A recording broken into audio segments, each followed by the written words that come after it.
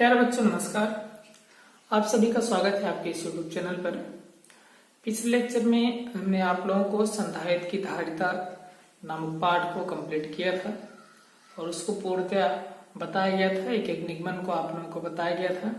यदि आप लोगों ने उस पाठ को नहीं पढ़ा है तो सबसे पहले उस पाठ को आप लोग पढ़ लीजिए, उसके बाद ही ये पाठ समझ में आएगा। ओके, आज हम आप लोगों के लिए एक नया पाठ लेकर आए हैं जिसका नाम है वैद्युत चालन। ठीक है, आज का हमारा नया पाठ है पाठ पांच है और पाठ का नाम है बच्चों वैद्युत चालन। ठीक है, इलेक्ट्रिक कंडक्शन। ठीक है ना, तो पहले इसी को समझ लेते हैं, उसके बाद हम लोग आगे चलेंगे। वैद्युत चालन क्या है इसको आप लोग ध्यान से देखिएगा। वैद्युत चालन, वैद्युत चालन का मतलब होता है किसी भी वैद्युत परिपथ में मुक्त आवेशों का प्रवाह ही वैद्युत चालन कहलाता है। कोई भी वैद्युत परिपथ हो उसमें आवेशों का प्रवाह, जो मुक्त आवेश होते हैं, ठीक है, फ्री चार्ज मुक्त आवेशों का प्रवाह ही उसका क्या कहलाता है बच्चों, वैद्युत चालन कहलाता है। और बिना वैद्युत चालन के वैद्युत धारा संभव नहीं होती है। ठीक है, कहने का मतलब ये है यदि किसी परिपथ में आवेश का प्रवाह नहीं हो रहा है, मुक्त आवेश उसमें प्रवाहित नहीं हो रहे हैं, तो उसमें वैद्युत धारा संभव नहीं होती है। अभी वैद्युत धारा क्या है आप लोग कक्षा 10 में पढ़ के आए होंगे या यहाँ भी बताने चल रहे हैं। अभी इसी के बाद आपकी नेक्स्ट रीडिंग वही है, तो आप लोगों ने इसको समझ लिया होगा। आप लोग नोट करते भी चलेंगे। वैद्युत चालन का मतलब है किसी भी वैद्युत परिपथ में आवेशों का प्रवाह ही, मुक्त आवेशों का प्रवाह ही क्या कहलाता है, वैद्युत चालन कहलाता है। ठीक है बच्चों, उसके बाद आपका आता है वैद्युत धारा। यहां से आप लोग ध्यान से समझेंगे। वैद्युत धारा, इलेक्ट्रिक करंट। ठीक है, वैद्युत धारा को आप लोग समझिएगा, हम समझाने का प्रयास करेंगे, आप लोग रटने पर ध्यान मत दीजिएगा। वैद्युत धारा को I से डिनोट करते हैं और इसका ये सूत्र आप लोगों को याद रखना है। वैद्युत धारा I बराबर होता है Q/T। इस सूत्र को आप लोग याद रखेंगे, बाकी परिभाषा अपने आप लोग बोल सकते हैं, यहाँ पे थोड़ा सा ध्यान दीजिएगा। ठीक है, आइए देखते हैं। इसी में यदि आपका मान लिया जाए T बराबर 1 सेकेंड है, ठीक है, T बराबर आपका 1 सेकेंड हो जाए तो क्या हो जाएगा बच्चों, I बराबर हो जाएगा Q/1। Q/1 का मतलब किसकी, Q की। अब इसका मतलब क्या है आप लोग उसको ध्यान दीजिए। ठीक है, क्या मतलब है इसका जरा देखिए। इसका मतलब ये है कि अगर कोई चालक लिया जाए और उस चालक में 1 सेकेंड तक जितना आवेश दिया जाता है वही आवेश आपका क्या कहलाता है, वैद्युत धारा कहलाता है। फिर से एक बार समझ लीजिए, किसी चालक में 1 सेकेंड में प्रवाहित होने वाले आवेश की मात्रा को क्या कहते हैं, वैद्युत धारा कहते हैं। समझ रहे हैं, अगर t का मान 1 सेकेंड है तो वैद्युत धारा किसके बराबर आ रही है, आवेश के बराबर आ रही है। इसका मतलब ये है कि अगर किसी भी चालक में एकांक समय तक यानी कि 1 सेकेंड तक जितना आवेश दिया जाएगा तो वही आवेश आपका क्या कहलाएगा, वैद्युत धारा के रूप में कन्वर्ट हो जाएगा। कहने का मतलब किसी चालक में एकांक समय में प्रवाहित होने वाले आवेश की मात्रा को ही वैद्युत धारा I कहते हैं। ठीक है, एक दूसरी डेफिनेशन आप लोग यहाँ समझिएगा, दूसरी परिभाषा आप लोग समझने का प्रयास कीजिएगा। दूसरे शब्दों में I बराबर आपका दिया है Q/T। ओके, I बराबर Q/T दिया गया है। ठीक है ना, तो यहाँ से भी हम लोग दे सकते हैं इस परिभाषा, किसी भी चालक में आवेश प्रवाह की समय दर को, आवेश प्रवाह है ये, फ्लो ऑफ चार्ज है, उसी को अगर हम लोग टाइम से डिवाइड कर देते हैं तो जो हमारा मिलता है, जो प्राप्त होता है मान, वो किसके बराबर आ रहा है, वैद्युत धारा के बराबर आ रहा है। इसका मतलब ये है किसी भी वैद्युत परिपथ में आवेश प्रवाह की समय दर को वैद्युत धारा कहते हैं। ठीक है ना। आगे हम लोग देखेंगे और इसके बाद आप लोग थोड़ा सा ध्यान दीजिएगा, ये जो वैद्युत धारा है वो एक अदिश राशि है, इसके बारे में भी हम लोग आगे डिस्कस करेंगे। ओके, इसके बाद आपका आता है वैद्युत धारा का मात्रक व बीमा। वैद्युत धारा का मात्रक व बीमा, ठीक है ना। ध्यान दीजिएगा, we know that I is equals to Q by T। हमने अभी भी आप लोगों को बताया वैद्युत धारा I बराबर किसके होता है, Q बटे T के होता है। तो यहां से हमें I का मात्रक लिखना है बच्चों, तो यहां से हो जाएगा I का मात्रक बराबर क्या होगा, Q का मात्रक, I बराबर Q बटे T है, तो Q और T का मात्रक लिख करके डिवाइड कर देना है, Q का मात्रक बटे T का मात्रक। ठीक है बच्चों, यहां से आपका मिल जाएगा Q का मात्रक होता है कूलाम, कूलाम और बटे में Q का हो गया कूलाम और T का होता है सेकेंड, तो यहाँ पे लिख देना है कूलाम सेकेंड बटे में, या इसको ऐसे भी लिख सकते हैं कूलाम पर सेकेंड। ओके, और इसी कूलाम पर सेकेंड को ही एम्पियर कहा जाता है। तो यहां से हमें I का मात्रक क्या मिल गया बच्चों, कूलाम प्रति सेकेंड, या फिर इसी को क्या कहते हैं, एम्पियर भी कहते हैं। तो इसलिए यहां से हमें मिला कि I का जो मात्रक है कूलाम पर सेकेंड या फिर एम्पियर होता है।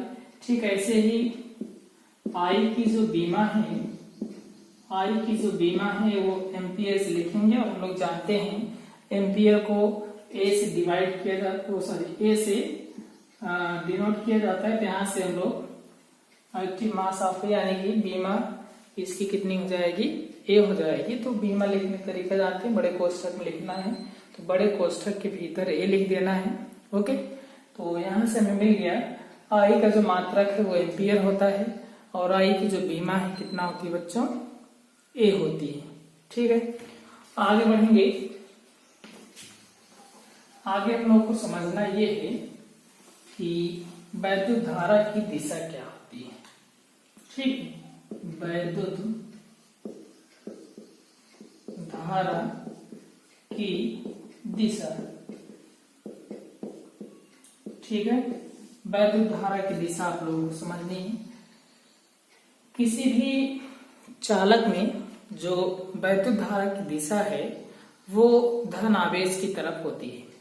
किसी भी चालक में वैद्युत धारा की दिशा धन आवेश की तरफ होगी, या हम लोग कह सकते हैं ऋण आवेश की विपरीत दिशा में होती है।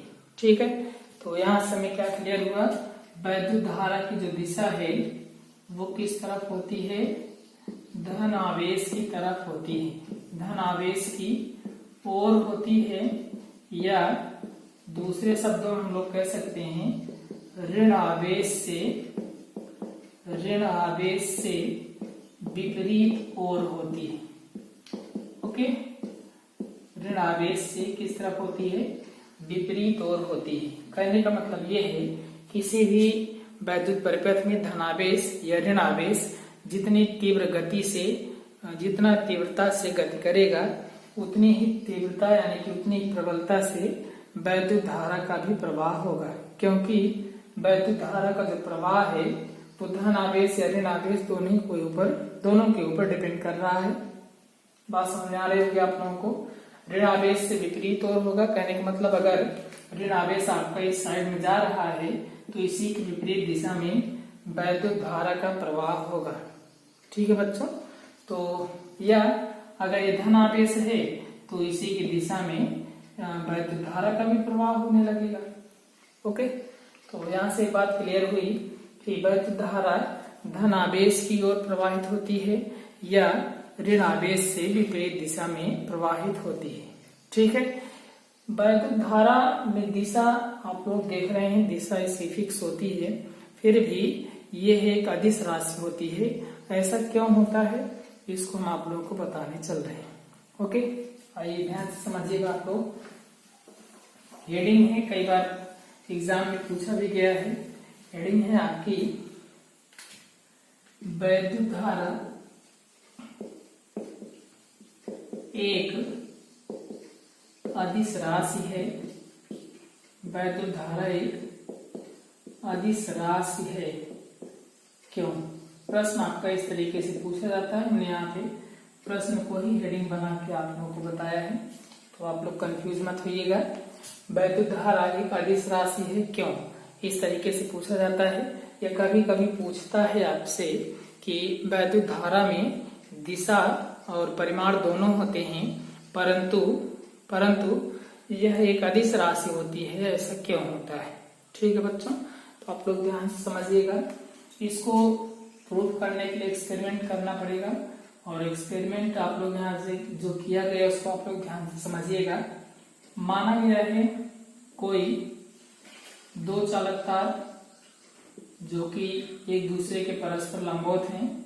मान लेते हैं वो जो चालक तार हैं वो आपके OA और OB हैं, ठीक है, और जिनमें क्रमशः 3 एम्पियर और 4 एम्पियर की धाराएं प्रवाहित हो रही हैं। दो चालक तार OA और OB क्रमशः एक दूसरे के लंबवत स्थित हैं। इन चालक तारों में क्रमशः 3 एम्पियर और 4 एम्पियर की धाराएं प्रवाहित हो रही हैं, ठीक है। इन चालक तारों को मिलाने के पश्चात जो इसमें परिणामी धारा बहती है वो OC मान लेते हैं, और इसमें जो धारा का प्रवाह होता है वो आपका 7 एम्पियर पाया जाता है। ये एक्सपेरिमेंट के हिसाब से हम आप लोगों को बता रहे हैं। कहने का मतलब, अगर दो अलग अलग परिमाण के चालक तारों को जोड़ा जाता है परस्पर लंबवत रख करके, तो उनमें जो धारा प्रवाहित होती है उन्हीं के परिमाणों के योग के बराबर, यानी कि उन्हीं परिमाण जोड़ करके जितना धारा होती है वही उतना प्रवाहित होने लगती है, ठीक है। अब इसमें क्या विरोधाभास है उसको आप लोग समझिएगा ध्यान से। सदिश का नियम कहता है, सदिश के नियम अनुसार या सदिश के योग के नियम से, सदिश के योग के नियम से, सदिशों का योगफल आप लोग कक्षा 11 में पढ़े होंगे। वहां पे आप लोगों को बताया जाता था अगर कोई दो सदिश परस्पर लंबवत हैं तो उनका जो परिणामी होता है वो A² और इस मान लेते हैं दो सदिश A और B एक दूसरे के लंबवत हैं तो उनका परिणामी बराबर होता था √ में A² + B²। ओके, ऐसे यहाँ पे भी हम लोग देखते हैं अगर वैद्युत धारा सदिश राशि होती, वैद्युत धारा अगर एक सदिश राशि होती तो क्या होता बच्चों, इस योग के नियम का पालन करना चाहिए था। कहने का मतलब उसमें जो रिजल्टेंट करंट हमें मिलती वो किसके बराबर होती, 3 के² और 4 के², यानी कि 3 × 1 = 9, 4 × 4 = 16 बराबर √25, और 25 का वर्गमूल आप लोगों को पता है 5 होता है, तो यहाँ से हमें कितना आना चाहिए था, 5 एम्पियर आ रहा है, ठीक है। कहने का मतलब अगर वैद्युत धारा सदिश राशि होती या सदिश के नियम का पालन करती, सदिश के योग के नियम का पालन करती, तो चालक तार OC में जो धारा प्रवाहित होनी थी वो आपकी कितनी होती, 5 एम्पियर की, जबकि यहाँ पे कितना प्रवाहित हो रहा है बच्चों, 7 एम्पियर। 7 एम्पियर कैसे आया जरा उसको भी देख लेते हैं। अदिश नियम से, अदिश नियम होता है परिमाण को डायरेक्ट जोड़ देना है। I = 4/3 बराबर किसके आ रहा है, 7 एम्पियर के। कहने का मतलब ये है कि जब दो चालक तारों को परस्पर लंबवत रख के जोड़ा गया और उनके परिमाणों को सदिश रूप में रखकर मान निकाला गया और अदिश रूप में रखकर मान निकाला गया, तो दोनों में देखा गया कि जो यहाँ पे रिजल्टेंट करंट फ्लो हो रही थी, जो परिणामी वैद्युत धारा का प्रवाह हो रहा था वो सदिश के नियम से नहीं था, सदिश के नियम से नहीं था, बल्कि कैसे था, अदिश के नियम से था। तो यहाँ से डिसाइड किया गया कि वैद्युत धारा में परिमाण और साथ ही साथ दिशा हमने आप लोगों को अभी बताया, दिशा जो होती है वो आपकी किस तरफ होती है, धनावेश की तरफ होती है या ऋण आवेश से विपरीत दिशा में होती है। ओके, तो यहाँ पे देखा गया कि जो सदिशों का योग नियम था उस हिसाब से 5 एम्पीयर धारा इसमें बहनी थी, जबकि ऐसा ना हो करके अदिशों के योग नियम से यानी कि 7 एम्पीयर की धारा इस परिणामी तार में प्रवाहित हो रही थी। तो डिसाइड किया गया कि अगर ये जो वैद्युत धारा है इसमें परिमाण और दिशा दोनों है, परंतु ये सदिश के योग के नियम का पालन नहीं कर रही है, अतः वैद्युत धारा कैसी राशि है बच्चों, अदिश राशि है। तो यहाँ से हम लोग नीचे लिख देंगे।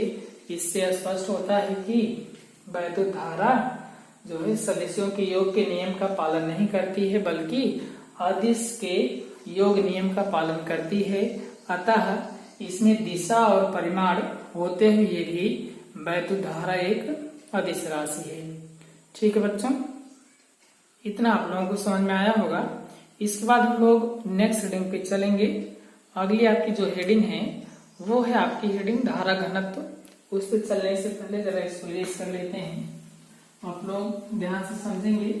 धारा घनत्व जो है आपकी एक बहुत ही महत्वपूर्ण हेडिंग है, तो देखिएगा इसको। धारा घनत्व, धारा घनत्व को अंग्रेजी में कहते हैं करंट डेंसिटी। ओके, करंट लिख देते हैं, आप लोग जानकार हैं, समझ भी रहे होंगे। Current density, okay, current density, इसको आप लोग ध्यान समझिएगा।